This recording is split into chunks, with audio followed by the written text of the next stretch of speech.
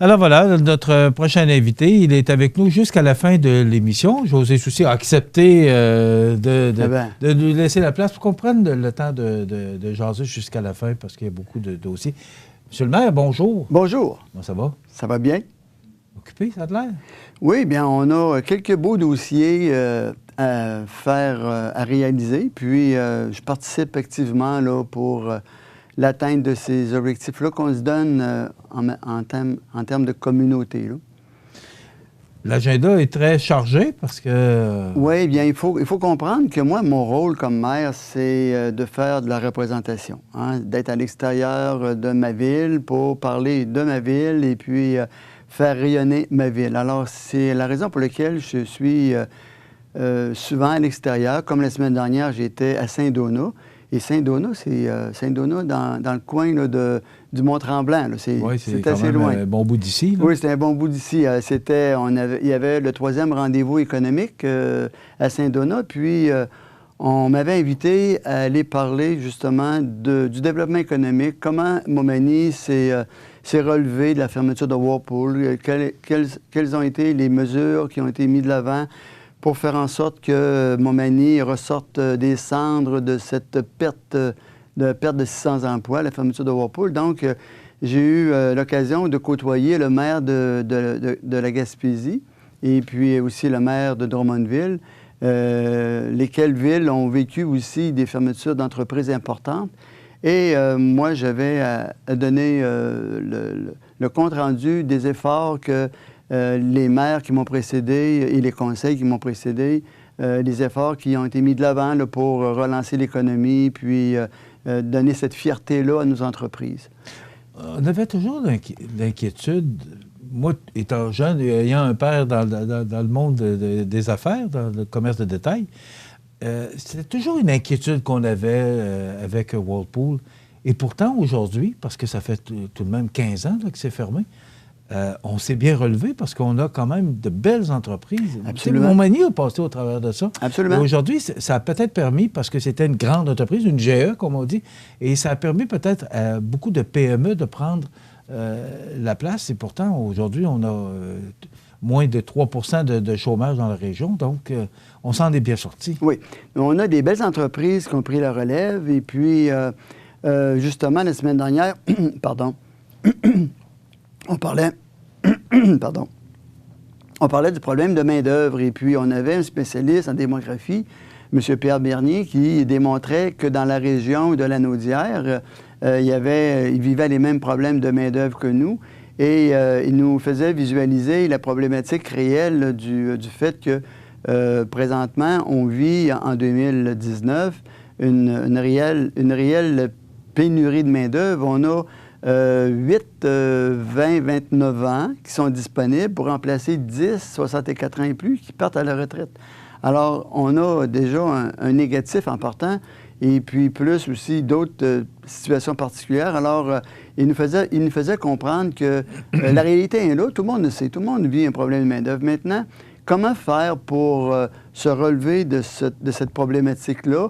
Il y a l'immigration, ça c'est une chose, mais il y a aussi toute l'attractivité. Comment une région peut garder aussi l'exode de ses jeunes, l'exode de sa main-d'œuvre, parce que tout le monde se cannibalise. Hein?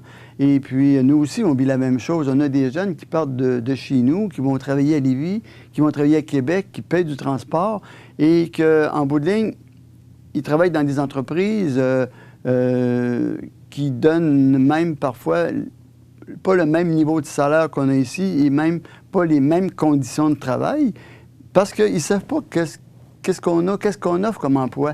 Alors moi, mon défi depuis 2 ans, c'est de faire connaître mes entreprises. Je les visite présentement. Depuis mon élection, je les visite. Je veux les connaître. Je veux parler d'eux autres et je leur dis, il faut que vous vous fassiez connaître. Et dans un projet, entre autres, pour lequel je travaille, et j'aurai l'occasion de vous en reparler ultérieurement, mais je vais quand même prendre quelques minutes tout à l'heure comme entreprise pour vous en parler de ce projet-là.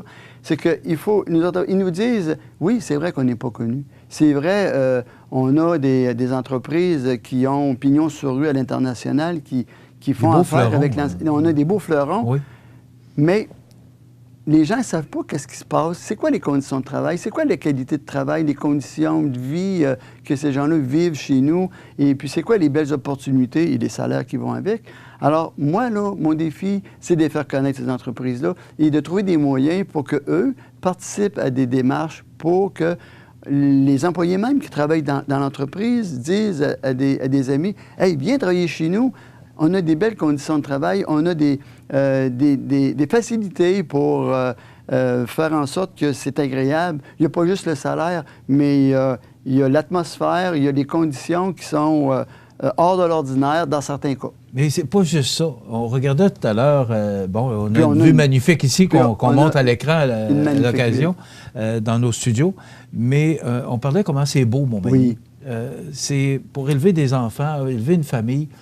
C'est une ville extraordinaire. On est à proximité de tout aussi. Absolument. Donc, on a une belle situation géographique. Oui. C'est pas toujours parce que, bon, des fois, il y a des fuites commerciales, c'est pas toujours... Mais si on regarde dans l'ensemble, oui. Montmagny est une belle ville pour y vivre, élever des enfants, élever sa famille, et aussi de bien gagner sa croûte parce que on a quand même des belles entreprises. Puis maintenant, on donne des conditions de travail qui sont vraiment égales ou des fois supérieures à d'autres entreprises. Absolument, absolument. À l'extérieur. Écoutez, on vit quand même dans la mondialisation. Les fuites commerciales, il y en aura toujours et il y en a à l'inverse aussi. Il s'agit juste de se prémunir au maximum de ces fuites-là en offrant d'abord des services de qualité, des produits de qualité et une certaine diversité. Mais ça, bien, il faut y travailler ensemble. La Société de développement économique y travaille fortement. Et puis, on sensibilise aussi les entreprises, les commerçants à cette réalité-là. Mais écoutez, tout le monde sort de Montmagny à un certain moment donné, puis on peut être tenté parfois à acheter un produit à l'extérieur, mais l'important, c'est que les gens bien reviennent chez nous, reviennent consommer chez nous. Et puis, on ne peut pas penser qu'on va à 100% acheter chez nous. Écoutez... ça n'existe pas. Ça n'existe pas. Ça n'existe pas. Et puis, il faut aussi comprendre que on ne doit pas non plus pointer du doigt les gens qui, à l'occasion d'une sortie extérieure de la ville, et c'est normal, qui achètent un produit à l'extérieur. Écoutez, on ne peut pas non plus rendre les gens coupables d'acheter un produit. On n'est pas rendu là. Hein? Maintenant, quelques dossiers. Oui, allons-y. Moi, j'aimerais ça vous parler des négociations actuellement sur les projets forts, parce que vous aviez des projets, vous avez encore des projets. Oui, absolument. Et, par rapport à ce qui s'en vient, le centre d'immigration. Oui. La réfection du boulevard Taché. Oui. L'anneau de glace, avec... Sentier réfrigéré au centre-ville. Réfrigéré au centre-ville. Oui. Et ça, ce sont des projets, particulièrement pour 2021, pour le 375e. On en est où avec ça? Comment ça avance, ces projets? Bien, présentement, c'est sûr qu'il y a certains projets qui vont demander la contribution des paliers supérieurs, et c'est ce qu'on souhaite dans le cadre des fêtes du 375e. Vous savez, on parle de legs, hein? Il faut comprendre que le 375e a deux volets. Il y a un volet programmation, il y a un comité sur lequel je ne siège plus, un comité. Okay. Pourquoi? Ouais, parce que je veux qu'il y ait des citoyens, davantage de citoyens qui y participent, puis que ça vienne des citoyens. Alors oui, il y a des gens de l'administration municipale qui sont là, mais aussi on veut avoir des jeunes. Alors on a laissé la place. Il y avait 2 conseillers, j'ai retiré un conseiller. Il y avait moi-même, je me suis retiré. Il y avait le directeur général, je lui ai posé la question et il comprenait très bien pour laisser de la place à des gens. Alors, eux autres, ils travaillent le volet programmation, festivité. Ils ont un budget qu'ils vont avoir pour réaliser certaines activités. Il va y avoir des démarches aussi pour aller chercher quelques sous pour bonifier le budget qu'on veut avoir pour ces festivités-là. Moi, au niveau politique, je travaille au niveau des legs et vous les avez mentionnés. J'ai rencontré Mme la ministre à son élection. J'en parle aussi à tous les candidats présentement qui sont en élection, où l'importance d'avoir ce soutien-là, parce qu'on sait que Montréal et Québec, on ne peut pas se comparer à la métropole et à la capitale nationale. Mais il reste que 375 ans, ça se compare. Hein? 375 ans de Montréal, 375 ans de Montmagny, 400e Québec, ça se compare. La population ou la ville, la dimension de la ville, non. Alors, moi, je pense qu'on est en droit d'attendre un soutien de nos gouvernements pour créer des legs qui vont donner un essor de développement économique à notre région, parce que notre boulevard Taché, on a des investissements majeurs qu'on attend. On parle de 10 millions, là, c'est quand même pas bien. rien. Oui, dans l'ensemble. Le boulevard, lui, c'est 7,2 millions. Okay. Nous, on dit tout le temps et on répète, on est capable de payer à la hauteur de 20 % ce projet-là. On a besoin d'aide pour le reste. Hein, parce que nous, là, à 20 % là, de dépenses dans un projet, on est très, très à l'aise avec ça. Monsieur le maire, est-ce que c'est vrai qu'il y a des projets qui sont dans l'air, mais que si le boulevard ne se fait pas, ces projets-là ne se réaliseront pas? Bien, écoutez, ça peut retarder. Ça peut retarder et puis on ne le souhaite pas. Nous, on a un plan A qui est de demander le soutien de nos paliers supérieurs pour nous aider à le réaliser rapidement. On a un plan B et à la limite, on aura un plan C pour accommoder ces investissements-là. Bon, mais quand tout ça va arriver, là, parce que là, vous avez un plan B, un plan C, mais quand est-ce que ça va... Bien, écoutez, on est en train de ficeler des rencontres de suivi qui vont avoir lieu très, très bientôt. Et même, je crois, là, ça a été confirmé que j'ai une rencontre de suivi avec Mme la ministre dans ce mois-ci. Et puis, bien sûr, avec les élections, bien aussitôt qu'à partir du 22 octobre, je vais relancer les personnes qui seront au pouvoir au fédéral, parce que je les ai tous rencontrés. Je leur ai tous présenté nos attentes en matière de besoins, là, pas juste au niveau du projet de 315e, mais il y a d'autres projets qui, pour nous, sont importants lorsqu'on veut opérer une municipalité. On doit avoir des ouvertures de nos gouvernements supérieurs. Alors, là-dessus, bien, je vais être plus en mesure de réaliser, de planifier nos échéanciers de réalisation. Okay. Là, on parle du boulevard Taché. Mais le centre d'immigration, je pense que vous êtes plus... On prend les trois en même temps. OK. Mais le centre d'immigration, est-ce que ça avance un peu plus vite? Ah oui, bien lui, on va avoir au cours du mois d'octobre un préliminaire des plans et des coûts. Parce que, vous savez, on a engagé 2 firmes pour préparer les plans et devis, tant au niveau mécanique que du bâtiment. Alors ça, on devrait avoir un préliminaire à 70 % au mois d'octobre ici. Okay. Ce qui va nous donner une bonne idée de l'enlignement et des prévisions qu'on avait ciblées là, pour le projet, parce que nous, on cible le projet entre 2 et 2,5 millions là, dans sa totalité pour le bâtiment. Alors, on va voir si on est dans dans les chiffres qu'on a prévus. Okay. Et bien sûr, le sentier réfrigéré, bien écoutez, je crois que c'est un legs important parce que, vous savez, l'hiver, là, notre centre-ville, l'été de notre centre-ville est super animé, hein, vous savez, avec la programmation de l'été chaud, avec aussi le marché public, la rue principale. Il y a du monde en ville. Il y a du monde en ville. Je pense que c'est naturel, les gens vont marcher en ville, puis avec le parc qui est magnifique, la bibliothèque. Jusqu'au moment que la neige commence à tomber. Ouais. Alors, nous, on veut que notre centre-ville reste animé l'hiver et puis un sentier réfrigéré au centre-ville, dans le parc du Souvenir, avec des aménagements pour que les gens puissent mettre le patin et puis des toilettes, des vraies toilettes, un bloc sanitaire là, qui est ouvert au public puis qui est digne de ce nom aussi, va faire en sorte que des gens d'extérieur vont venir au centre-ville consommer cette activité-là, puis venir dépenser dans notre centre-ville, puis garder notre centre-ville animé, parce que à tous ceux à qui j'en parle, des gens de l'extérieur de Montmagny, ils me disent « Hey, ça là, ça serait super important, puis ça serait très intéressant. » Et quand on dit réfrigéré, bien, on n'est pas soumis à la température de Dame Nature, vous savez, aux humeurs de Dame Nature, parce qu'on sait que des patinoires extérieures, bien, ça a toujours ses limites, on a toujours des redoux l'hiver, alors que ça, bien, en étant réfrigéré, le lendemain, bien, c'est reparti, et puis les gens, avec la musique, de l'ambiance au centre-ville, écoutez, ça serait féerique. Oui, absolument. Il faut utiliser. Oui. On va s'arrêter quelques instants. Et, vous me faites rêver, vous, ce matin, là. Pardon? Vous me faites rêver. Ah oui, mais, ouais, oui. Mais moi, je rêve avec vous. Ah, c'est bien. Parce que je trouve que ce sont de beaux projets qui doivent se faire. Naturellement, c'est toujours une question de coût. Et j'entends les gens, oui, mais les taxes. Parce que, bon, ça, M. le maire, là, c'est toujours je pense... La place du 375e ne touchera aucunement au compte de taxes. Bon. Ça, aucunement. Vous savez que les gens vont s'en souvenir de ce que vous venez de dire. C'est plus que... La démonstration a été faite auprès de tous les membres du conseil. La démonstration a été faite. Il y a quelques questionnements d'avoir les chiffres finaux. Ça, on va les fournir et on va faire une présentation à la population. OK. Mais j'entends bien, ça ne touchera pas le compte de taxe. Déjà, il est prévu au budget. Vous allez voir, le prochain budget, ça n'affecte pas le compte de taxe. On s'arrête quelques instants pour la chronique La Pouponnière et on revient avec M. le maire tout de suite après. J'ai tellement de sujets à discuter avec M. le maire, mais il est occupé. Hein? Mais c'est pas grave, on va s'organiser pour passer plus de temps. Le soir, on peut faire ça. On va...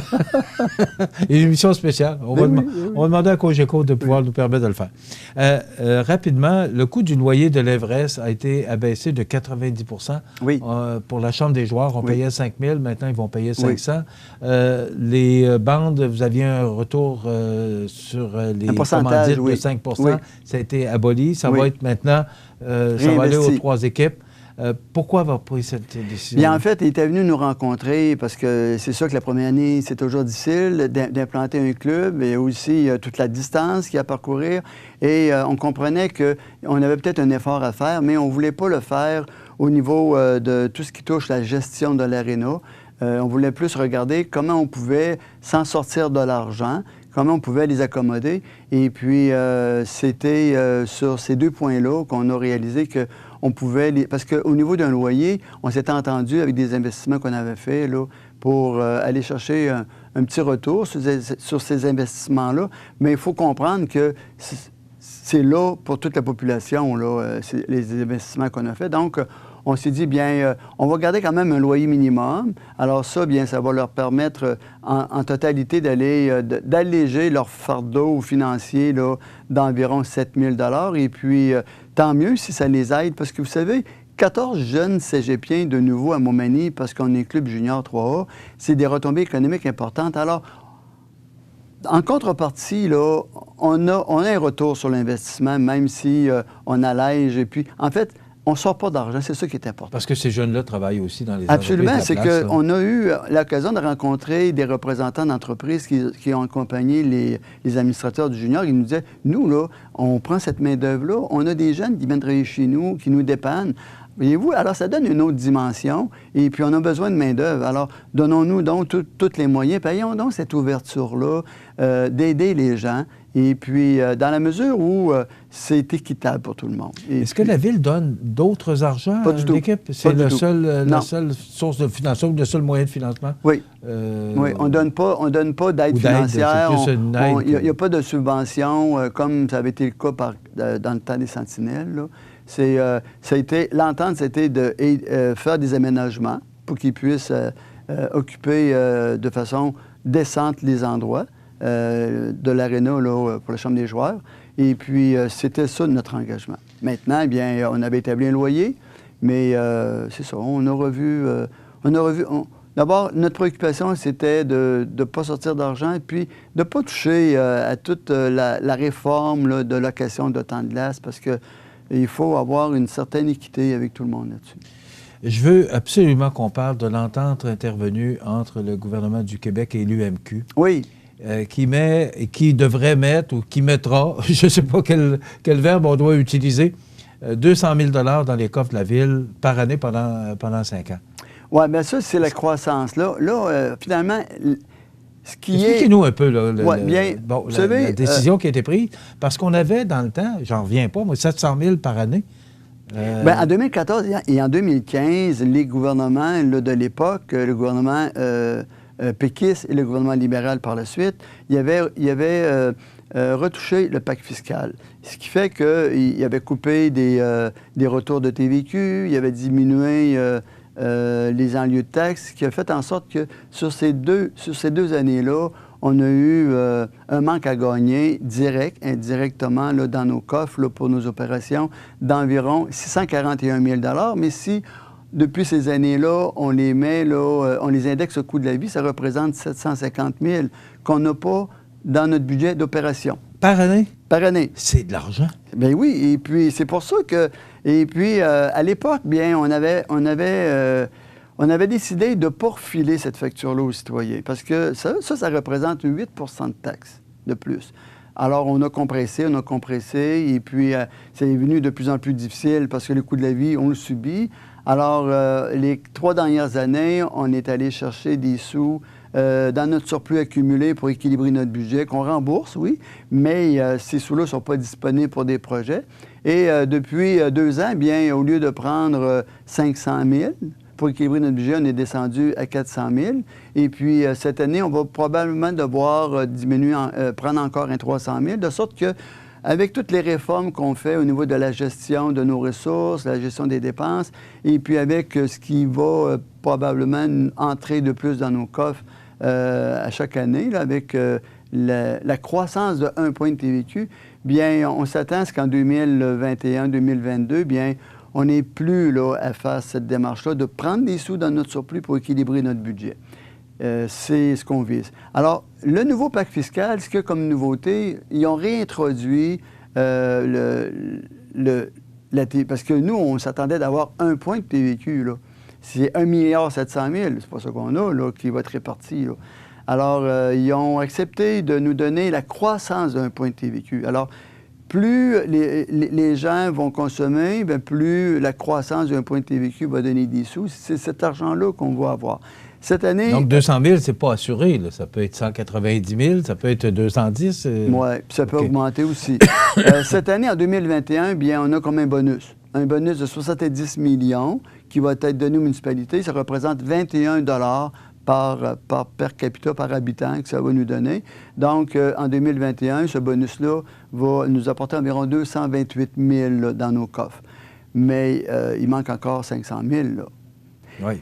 Et j'en reviens pas, moi, d'avoir perdu 500 000. Et on nous dit que sur 5 ans, on va aller chercher avec cette mesure-là, moi, je l'ai calculé, environ, si j'additionne pas là, le bonus de cette année, ça va nous donner un petit peu moins de 1 million, 980 000 environ. Mais si on prend 750 000 multiplié par 5, c'est 3,5 millions. Fait qu'il manque encore 2,5 millions.